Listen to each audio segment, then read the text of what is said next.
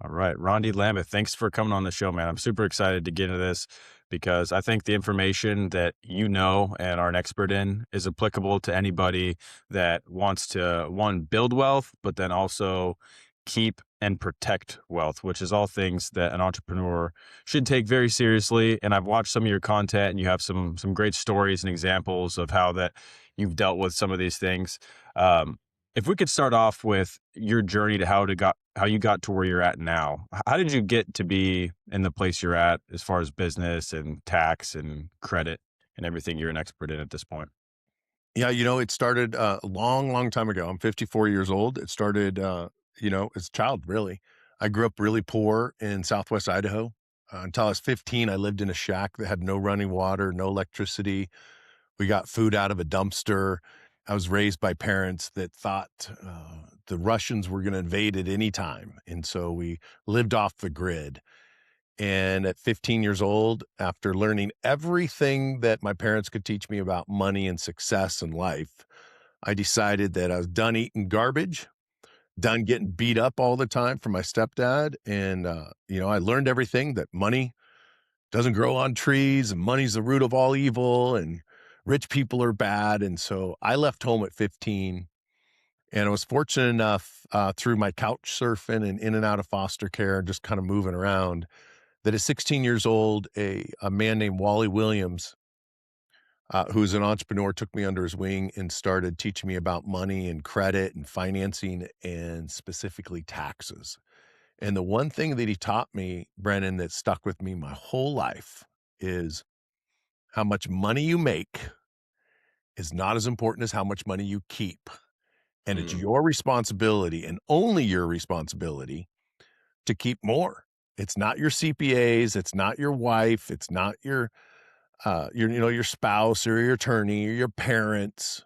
There's an expiration date of how long you can blame your parents for all of your problems. And if it's your responsibility to learn how to keep more. See, taxes are the largest expense for business owners. huh. And the second most risky thing for business owners is lawsuits. Those two things, taxes and litigation, can wipe out your business. And so, since really as a teenager, I started really studying tax code and how standard deductions work. And it gave me advantage over all of my competitors because I've been an entrepreneur really my whole life. Because even when I was a little kid, I would go to the I would sneak away from my parents and go to the gas station and charge, a nickel or a dime or a quarter to wash someone's windshield. And I'm sure I did a horrible job, but people would give me money just because they felt sorry for the dirty kid. And my first real business was in Colorado. I started that in 1992, turned that into about $10 million a year revenue, building high-end custom decks.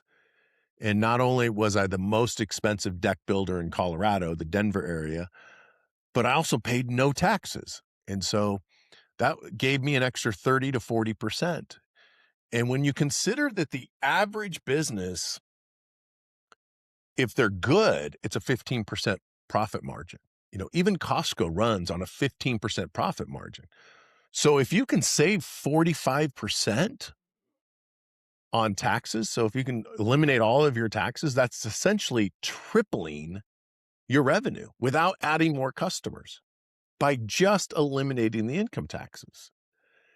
And what I've learned now over 37 years of being in the tax game is 99.9% of the tax code is based on and is written for business owners. And if you Right. do what the government wants you to do, they reward you by not having to pay income taxes. And so you can literally make millions of dollars a year and pay no income taxes. I just mailed my last year's tax check to the IRS. And unlike Mhm. everybody else, I love paying taxes. Absolutely love writing an income tax check every year. And I love it because of how little I pay. Yeah. Instead of paying seven figures, like most of my competitors would pay based on my revenue, I paid $71. So I Dang, that's literally saved 7 figures in 1 year by just understanding how the tax code works. So that's kinda holy. how I got started in it, and I've been doing it ever since. I love it because it is the biggest expense for business owners, and I love helping them save on taxes, but then, you take that money, you start investing it in real estate or stocks or bonds or other businesses or crypto, and now you are just decades ahead of your competitors with the same amount of customers. Yes. So someone listening to this might be asking themselves, how is that possible that someone could have such an advantage? I mean, that seems just like an incredible amount, an incredible difference between you versus the next guy. And a lot of business owners, they talk about tax strategies and how they're deducting things, but I can't imagine all of them are doing the same thing that you are if you're saving that much more than them. What are the main differences with what you do versus what most people aren't doing? The biggest advantage or the biggest difference that I do is how I structure businesses. So how my Mm, business is set up and structured and how I structure it for my clients. okay. Uh, I can take any business owner's tax return, any, anyone's, after you hire the best CPA on the planet and they do their best work. I can take that tax bill. If you owe money, that's the key. If you Yeah. owe money, I can cut it in half by doing one move. And that one move is what every single Fortune 500 company's done. Okay. And that is income shifting through other entities. And instead of being a flow through company, so most people think, oh, I'm going to set up an LLC and I'm going to save money on taxes. And I hear this all the time like, oh, I'm starting a business. I'm going to set up an LLC and it's going to save me all this money in taxes. No, LLCs do not save you a penny on income taxes. And most of the time, LLCs don't even protect your assets. Yeah. There's a specific thing you have to do with LLCs in order for it to actually protect you and limit your liability. The other thing they'll do is CPAs will constantly push S corporation or S election. Yeah. And the CPAs love doing this because they tell the client it's going to save you thousands of dollars in income taxes. It doesn't save you anything in income taxes, nothing. So whether you're a sole proprietor, an LLC, a partnership, or an S elected corporation, all of the profit of the business flows through to you as the owner. Yeah. And the only thing you can do to reduce your taxable income is to spend your money. And so what most business owners do, and this is I used to do this until I really understood corporate structures, is you played this game. It was called the game of zero. And you would try to get to zero by December 31st. And you go to the section 179 and buy a 6,000 pound truck or SUV or Rolls Royce or, you know, some car that weighs over 6,000 so you can bonus depreciate it. Yeah. Well, if you go spend, like in Grant Cardone's words, I spent $500,000 on this new Rolls Royce. Or Well, a the jet. moment you drive that off the lot, you just lost 20, 30% of the value. And so what most business owners do is they chase the deduction to get them to zero. And the problem with that is at the end of the year, if you get to zero, you have no money left to invest. You've spent Mm. all your money. And so it's like staying on the hamster wheel. So when you So say no corporate money left structure. to invest, would that be you mean back in your business? Because a lot of times they're investing in like real estate or cars or stuff. So what's the difference? What do you mean? Yeah, most people will build it, they invest it back into their business, and that's Yeah. just stupid. It's one of Yeah. the dumbest things you can do as business owner. Imagine, like, I have Apple stock, and I got some Tesla stock, and I got some other Ford and, S&P 500 standard stocks that a lot of people have. And, we get dividends every once in a while. Imagine if Mm. I got a dividend from Apple, and I'm like, you know what, Apple, I love the fact that you gave me $1,000 dividend, but you can have the money back. Go ahead and reinvest that back into Apple. And that's what most people are doing with their company is they'll have a profit and then they just give it right back to the company and put it back into the company. Yeah. And it's just stupid to do that. So Okay. when I say invest, I'm not talking about putting money back into your business because that's not tax deductible. You Right. still have to pay income tax on that profit. So if Yeah. you made $100,000 and you're like, "Oh, I'm gonna go buy a new trailer. I'm gonna go buy more things to get to 0."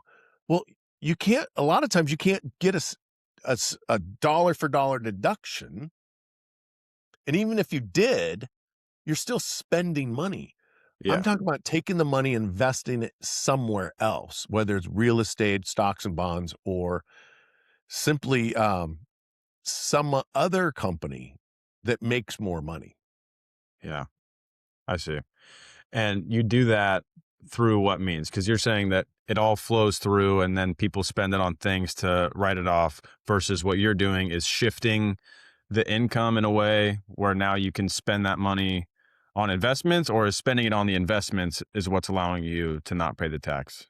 Yeah, I'll give you a good example so you can kinda understand it because, the listeners are gonna have a hard time following this, Right. and It's it's probably that's probably why because people pay you. yeah, it's very complicated, but it's Yeah. it's really not that complicated. It's pretty simple, but it's complicated, okay? So, think about this if your business was YouTube, Okay. okay? So, you started YouTube, and now you made, a couple $1,000,000. So, let's pretend that YouTube is your operating business. So, there's gonna be 4 businesses in order to have the right structure. So, instead of having your LLC or your LLC taxes and S corp, then all that profit flows through to you. You're going to set up 4 companies. Mhm. You're going to have your operating business, which will be YouTube. It makes $2 million in profit, let's say. Instead of that flowing through to your social slave number, your social security number, and you paying taxes on that $2 million, instead of you being the owner of it, we have what I call a business hub. The business Mhm. hub in this case is Google. See, Google owns YouTube. And a lot of people know Mm. that. Google also owns Nest. Google also owns Fitbit, and they own a whole bunch of other companies. And all of the profit flows up to the business hub. So we Oh. do the same thing. So your business, Brendan's private airline experience, it makes $2 million. And instead of that money coming to Brennan, to your social slave, it goes up to your Wyoming business hub. The business hub then has its own expenses. Maybe it has some real estate and it's got an airplane in it and some cars. Well, you don't own that one either. You're the manager, but not the owner. Mhm. What owns your business hub in Google case is the Alphabet company or the Alphabet Corporation. And this Mm. is exactly how YouTube, Google, and Alphabet are set up. YouTube makes some money. The profit flows up to Google. Google makes money from all of the other entities, and then the profit flows up to the Alphabet Corporation. And when you do this, you pay a flat tax rate of 21%. No self employment tax, no workman's comp, no Medicare, no state income tax. That one little twist to this whole thing will save you a minimum of 50% in income taxes. Then people ask, well, okay, well, if the money's going up to Alphabet and Alphabet's the one paying the taxes, how do I, Rondi, get my money out of the business hub or the C Corp, Alphabet Corp? Yeah. That's where our 4th company comes in. So what we do with the 4th company is that is an LLC in the state that you live in. See, the other 3 companies are Wyoming entities. They're LLCs and corporations in Wyoming. Why Wyoming? There's 3 reasons. Number 1, there's no reporting in Wyoming. So if someone wanted to sue you, they don't know what company you own because if you go to the Secretary of State's website in Wyoming, all it's going to show you is when it was incorporated and who was the organizer. Does not tell you who the members, the shareholders, the directors, the managers, or the owners are. It's just the organizer, which is probably going to be some random company or random person. So that's the first reason we use Wyoming. Second reason, there's no income tax at all. No state tax, no capital gains tax, no estate tax, no sales tax, no use tax, zero. It's the only state out of the 50 that have zero taxes for entities. Damn. Nevada, Texas, Washington, Florida, South Dakota, they all have no personal tax, but they all have corporate tax. Right. Wyoming's the only one that does not have corporate tax. And then the third reason is the asset protection side. In Wyoming, if you sue an LLC and you get a judgment against Mhm. that LLC never has to pay you, and the court can't force you to pay it. It's called charging order. It's the only state out of all 50 that has all three: non-reporting, non-tax, non-charging. What charging means is if you get sued and there's a judgment against you, the court can take charge of your entity. They can take charge of the LLC. They can drain the bank accounts to pay that debt. They can sell assets to pay the debt. They can sell the business to pay the debt. Yeah. But in Wyoming, it's non-charging. So you could sue me for hurting your feelings on Instagram, like they did with Rudy Giuliani 6 years ago, for $140 million and wiped him out.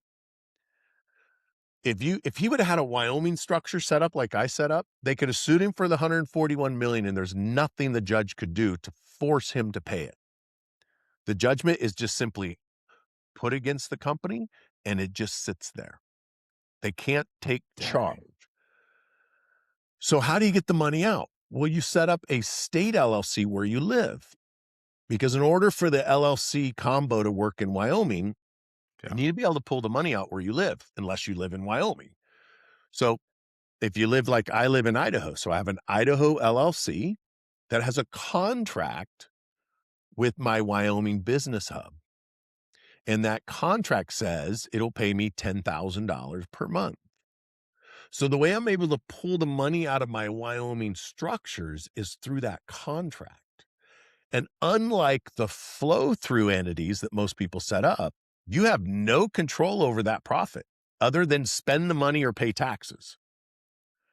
But with it this way, you can decide how much profit do I really want to take out of the business. And if I leave the money in the LLC, I pay no income tax on it. Where with a flow through, if you leave the money in the LLC, you still pay taxes on it because the tax flows through to you. Right. Because LLCs and partnerships and S corps don't pay taxes. Only C corps pay taxes. So by having the Google, so that it goes YouTube to Google to Alphabet, Alphabet pays the 21% flat tax rate, which is almost half of what you pay as an individual. Then you pull the money out of your business hub to your personal LLC in the state you live, and you keep it around $10,000 a month for a single person, $20,000 a month as a married couple. Now, why 10 and 20? Because at $10,000, there are tax law that's set up. For example, IRC 280A. You might have heard of it as the Augusta rule. You ever heard of I was that one, gonna the Augusta rule? Yeah, that was Augusta, Georgia during the Masters, where 2 weeks out of the year you don't pay income tax on your personal residence, and business owners rent their properties to themselves. Yeah.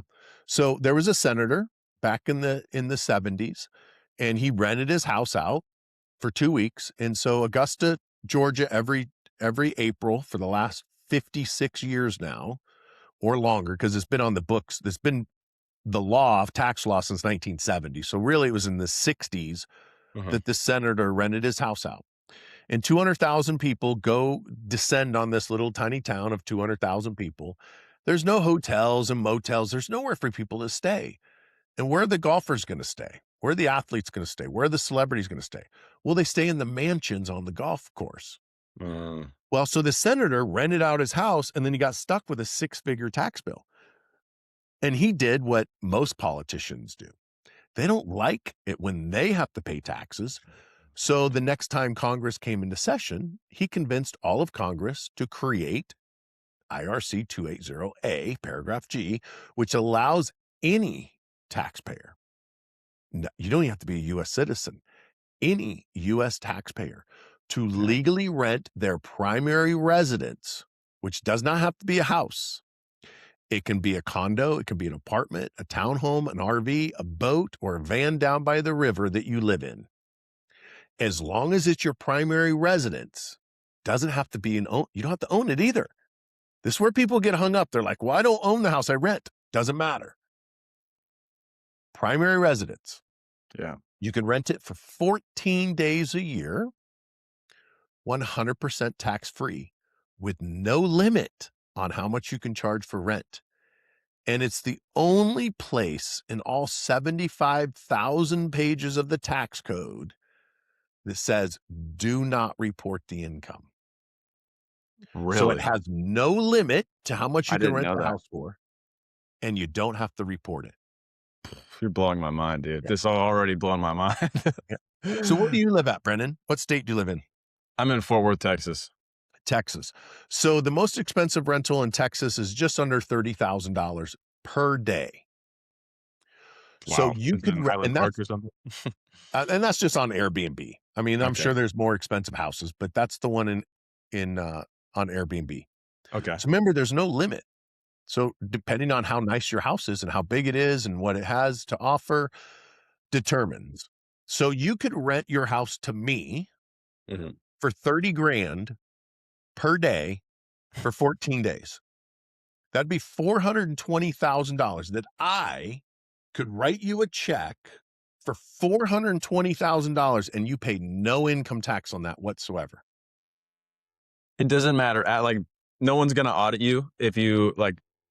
So, like, The let's say you're code the says most do profitable. not report it. So it doesn't show up on your tax return. Okay, so I mean, you've probably thought out and haven't answered everything. Is if somebody makes $10 million in a year, why don't they just show all their income for the year during those 2 weeks? Is that a possible scenario, or you know what I mean? The way I make millions of dollars a year and pay $71 in taxes per year is Yeah, that's exactly what I do. I that pull is all so the money cool. out of my company through the Augusta rule, all of it, all my profit. Really, that's a real Yes, thing. that's a real thing.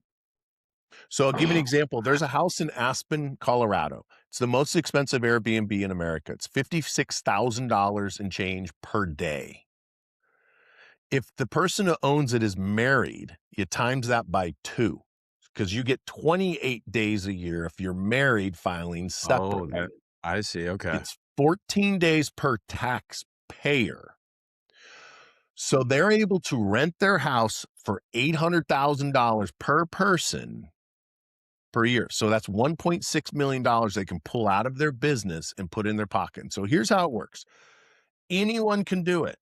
You don't have to be a business owner to do this.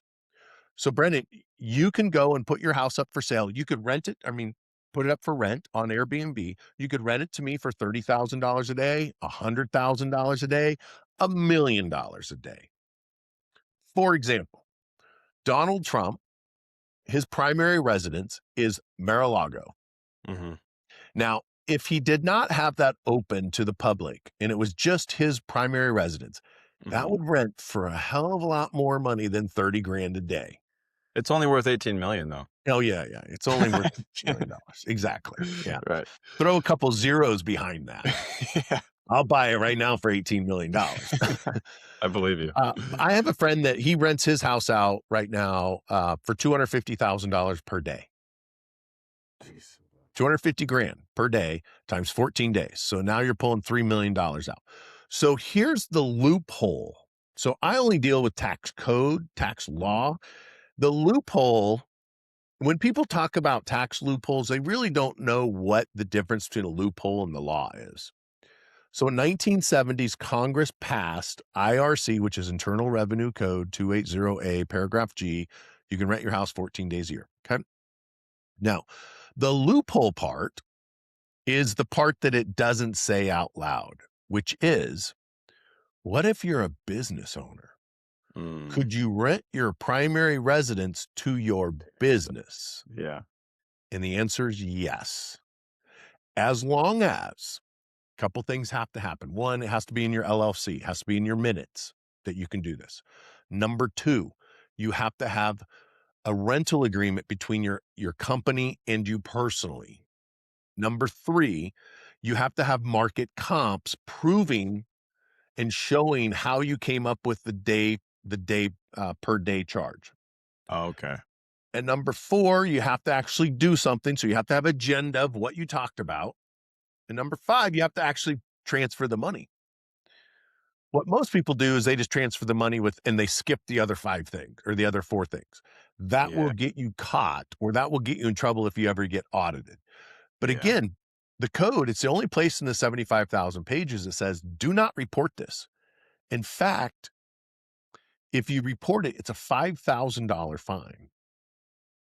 So today I had an email from a client, and he said his CPA is doing his taxes, and the CPA wants me to teach them how to do the Augusta rule because the CPA doesn't know how to report it on his personal tax return. So I responded back to the client and say, you don't report it on your tax return unless you want to pay a $5,000 fine. And he responded with, my CPA says I have to. And my response back was, tell your CPA to read the tax code because it clearly says, do not report it. But the problem with the CPA is in their little box that they've created and put themselves in, they Mhm. don't study the Internal Revenue Code. They study the tax manual. And the tax manual says any money you make, you have to pay taxes on it. But the tax code says if you make your money from renting your home 14 days or less per year, you don't have to report it and you don't have to pay taxes. And the CPA just wants to check a box somewhere. So I have this book here. For those watching this, it's called Simple Numbers, Straight Talk, Big Profits by Greg Crabtree. He's one of the best CPAs in America. It's about a 200-page book. And he Yeah. made it all the way to page 7 before he really let out what the quiet part. He says the Okay. quiet part out loud. And let me read it to you real quick. I keep it on my desk because people think their CPA is a tax advisor, a tax strategist. Right. And here's the facts. 90% of CPAs don't know anything about taxes. A CPA is someone who's good at accounting. That's why they're called a certified, because they took a test, public, which means they work for the public, Yeah. accountant. Nowhere in there does it say tax. Right. In their 4 years of CPA school, they learn very, very little about taxes.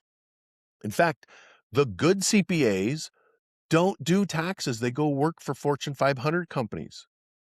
The bad CPAs, the bad students, go into business and do tax returns. File The W-2s really for bad students go work for the IRS because no one else will hire them. Okay? So he makes it to page 7 and he says the top tax bracket's 35%. So you get to keep 65 cents on every dollar before state taxes. And that's a lot better than nothing. That's what he says. At Jeez. least you're getting to keep 65%. And then I he feel goes like our on to founding say, fathers, they they would have sunk the ships for that 200 years and ago. they did. They did sink the ships for that. And they started a revolution. Yeah. And what people don't realize is our founding fathers were business owners that did not want to pay income taxes. And it Yeah. wasn't, we didn't even have income taxes until 1862 when President Abraham Lincoln created the Internal Revenue Service in an attempt to pay for the Civil War. And it started out as only the rich, the top 1%, would pay 1% of what they made. It got all the way up to 94% tax rate during World War II. So Bernie Sanders was on Joe Rogan last year, and he was talking about, we just want to tax the rich. Yeah. And Joe asked him, he's like, well, do you believe in 90% tax? And Bernie tried to not answer it. And eventually Joe got him out the answer out of him. And he said, yeah, I believe in 90% tax.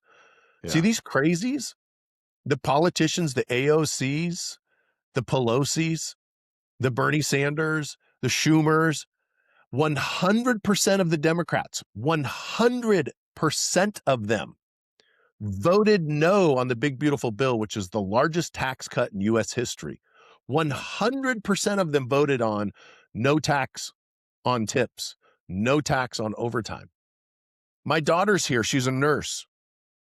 And She makes most of her incomes from overtime. 100% of Democrats voted that she would have to pay income tax. And the reason that the Democrats don't care about us business owners and us US citizens Yeah. is because they know how the tax code works. They're not paying taxes Yeah. because they understand how the code works. But most people don't. And unless you go out and teach yourself, most people rely on the CPA. And see, the CPA is a lot like a referee. So have you ever watched a football game, Brennan, and saw a quarterback call timeout? Yeah. Yeah, right. It's pretty. A lot of people, when I ask that question, they think it's a trick question. Not a trick question. Uh-huh. But have you ever seen the quarterback run to the referee and ask the referee, what play should I run next to beat the opposing team? I haven't No, seen that. they run to their coach or the coach runs out to them, right? It's a perfect analogy. So the CPA is the referee in the game of money. They Uh-huh. know the rules. They're there to make sure you follow the rules. And if you don't follow the rules, they throw the yellow flag. They're not there to help you beat the opposing team. They don't study the opposing team. They don't create plays for you to beat the opposing team. They simply fill out the tax form. They make sure all the boxes are checked. They make sure that I's are dotted and the T's are crossed and you file on time. And every time you come to them and ask them, can I write this off? Their answer is no. Uh-huh. Instead of, it depends. See, everything is a tax deduction. Everything. Okay. It just has to be ordinary necessary for your business to be deductible.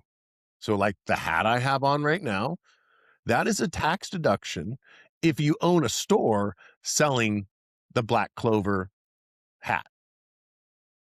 But me as Right. a consumer buying it, I can't write this off. Yeah. Like this is clothing.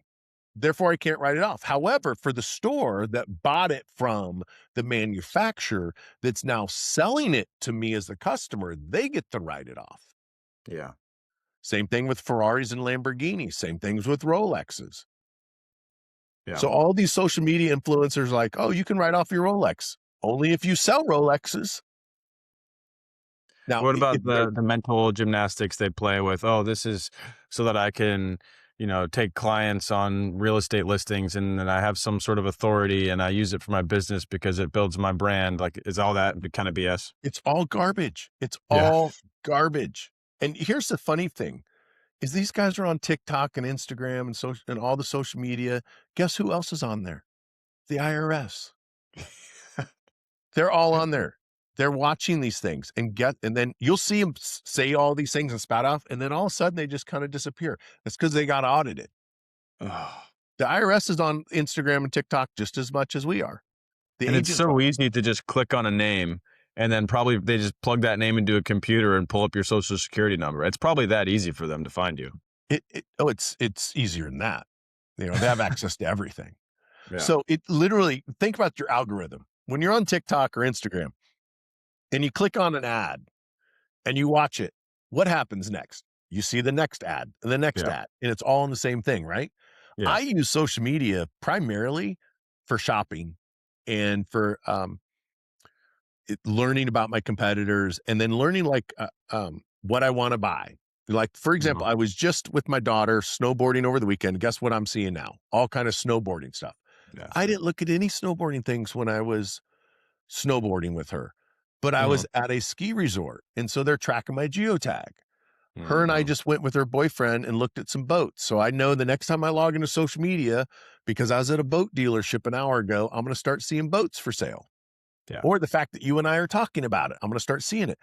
So what these IRS agents can do is they can go in and click on one tax advisor, one CPA, or one social media person talking about tax deductions, writing off their Rolex, and the next ad, and the next ad, or the next post, or the next post. And then they just go and look up the person, look up the tax return, and go, oh, I see here they wrote off a Rolex. You can't write off clothing. You can't write off makeup. You can't write off Rolexes unless under IRS code IRC 280A that says, I'm sorry, not 280, 162. It has to be ordinary necessary for your business. So the microphone that's sitting in front of you, Yeah. that's ordinary necessary for your podcast to make money, Right. right? This So watch that I have on, that's not ordinary necessary for me to make money. yeah. I can use it for branding. I can use it for clout, if you will, but I can't write it off. Now, why do I have the watch and a whole bunch of other watches? Because I can use them to Oh, reduce my taxable income if you use them in your corporate structure. So this watch, I don't own it. It's not mine. This hat, I do own this. The glasses, I own it. The okay. microphone, I don't own it. The studio I'm in, I don't own it. The house that I live in, I don't own it. The Ferrari I drive, I don't own it. The airplane that I fly, I don't own it.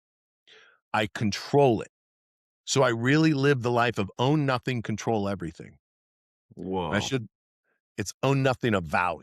So if you Yeah. sued me, all I own is clothing and a couple knickknacks that's not worth anything. Even the furniture in the house that I live in is not my furniture. So I use assets like watches, cars, airplanes, real estate, crypto, gold, silver, guns, anything of value, and I put that in my business hub. Remember, the business hub is YouTube's the operating company. It has the Mhm. exposure to the world. It's if anybody gets sued, it's YouTube, Yeah. but it has no assets. My operating company has no assets to it. All the assets are in the business hub. Who does business with the business hub? My company does. But it does not have customers. And Yeah. because it doesn't have customers, no one can ever sue it because it never deals with the outside world. And because I'm not the owner of the operating company, I'm just the manager. If you sued the LLC, the operating LLC, you can't go after the business hub because the business hub has nothing to do with the operating company. So if you sued YouTube, you can't name Google in the lawsuit because Google didn't do anything. Yeah. Exactly. So I put assets inside the business hub and then I put assets into the C Corp. So this watch is like, I don't know, 16, 18 grand. For every dollar of assets that your C Corp owns is $10 you don't have to pay income tax on. So by me having a $16,000 watch, that's 160 grand I'm able to earn every year and pay no income tax on it because of the way the tax code is set up.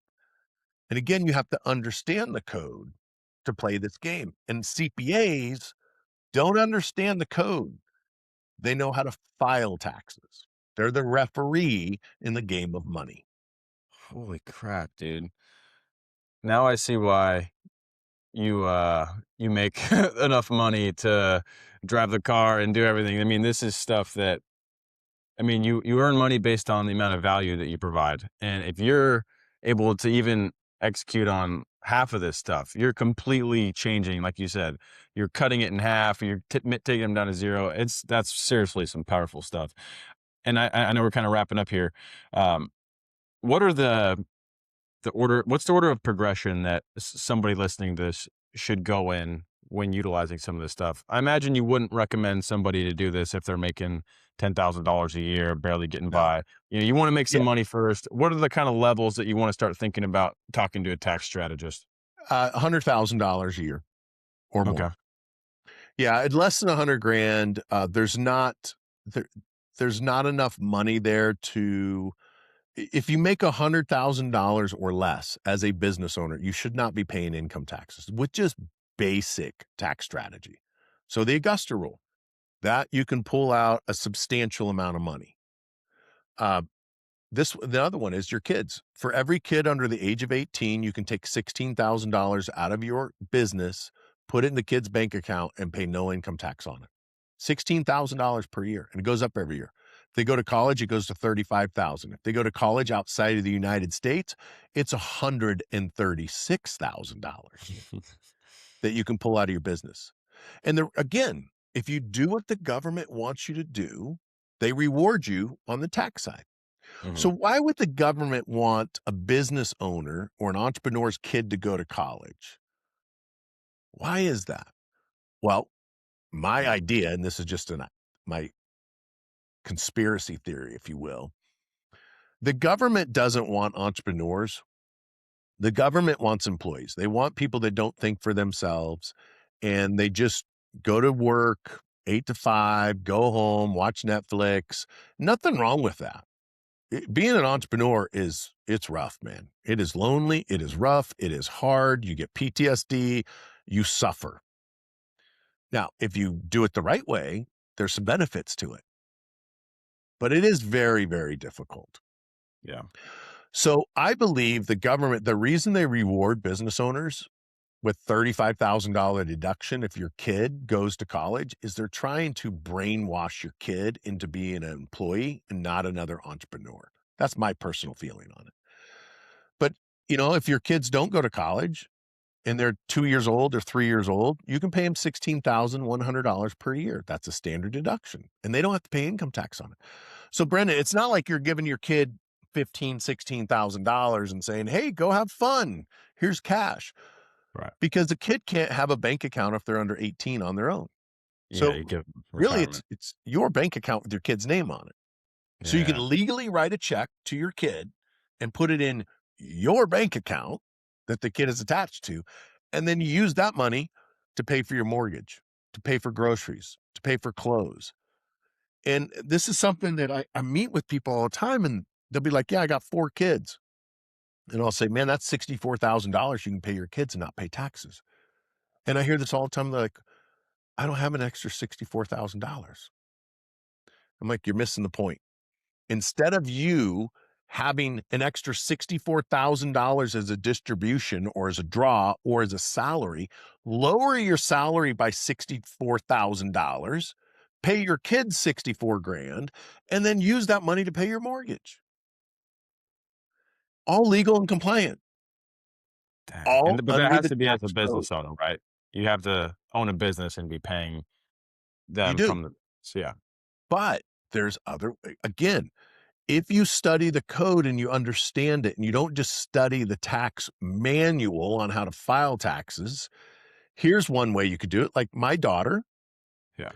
that's the nurse. I financially supported her through her nursing school. Now, I could give her the money. That's fine. I can gift her the money. That's one way to do it. But gifting is non-taxable for her, goes towards the lifetime gift. But as a business owner, I can't gift her the money. But Rondi, can gift her the money if I take it out of the business. Well, if I take the money out of the business, I now have to pay income tax on it. Hmm. So what if I went and hired my daughter as a consultant for my company and the business paid her $16,000 a year as a consultant and she really did the work. She did Facebook for me on the weekends when she was not in school. So it's a legitimate contract. She does legitimate work. But instead of her doing the work, she hires my 14-year-old grandson to do the work. Now, I don't know if you've been around 14-year-old kids or not, but they're better at social media than I am at 54 years old. So think about this. I'm able to take $16,000 out of my company, send it to my daughter's company that she set up. She then hires her son to do the work and she pays him the 16,000. So she's going to nursing school. She receives $16,000 from me that doesn't have to pay taxes on it because she gives it to her son to do the work. I get the $16,000 deduction. She gets the deduction by transferring it to Caden's bank account. And now It's in her we son's just bank. took 16,000 I don't have to pay taxes on. She doesn't either. So that's one way you can do it. But again, if you ask a CPA, can I do this? They'll say no. And they're right. You can't. They can't do it because they don't know how to do it. If think about Tom Brady, one of the greatest quarterbacks to ever live and ever play the game. Right. If someone went up and said, "Can you do what Tom Brady does?" Most people can't do what Tom Brady did, but Tom Brady could do it. And maybe if they spent a lifetime working, and that's what they get when they hire me, is it's not how long it takes me to set up this very complicated structure of 1,000 pages of documents, this very complicated.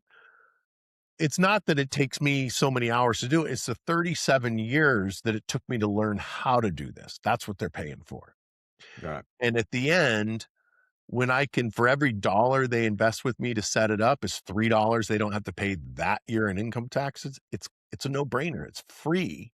It's a small fortune for some people to make the investment, but it doesn't cost them anything because it's money they don't have to give to the IRS now. And you only do it's a one-time payment. And then after that, it's yours. Wow.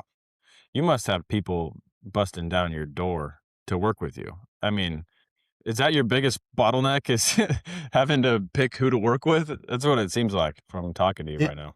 it used to be, that used to be, and it's not anymore. I only work with 100 people a year.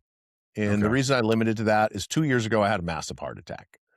I had I had 50 employees. I had a boiler room with 30 plus salespeople. I enrolled thousands of credit repair clients because I have multiple companies. You notice how I didn't say I own multiple companies because I don't own anything of value, but I manage and control multiple companies, of which one was a credit repair company.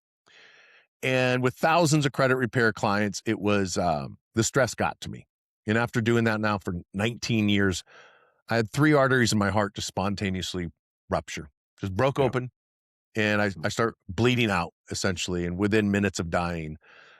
And I'm not supposed to have any stress in my life now because it could happen again. And so now I live a really fun life, and I have almost no stress. And the way I'm able to do that is I limit to 100 clients per year.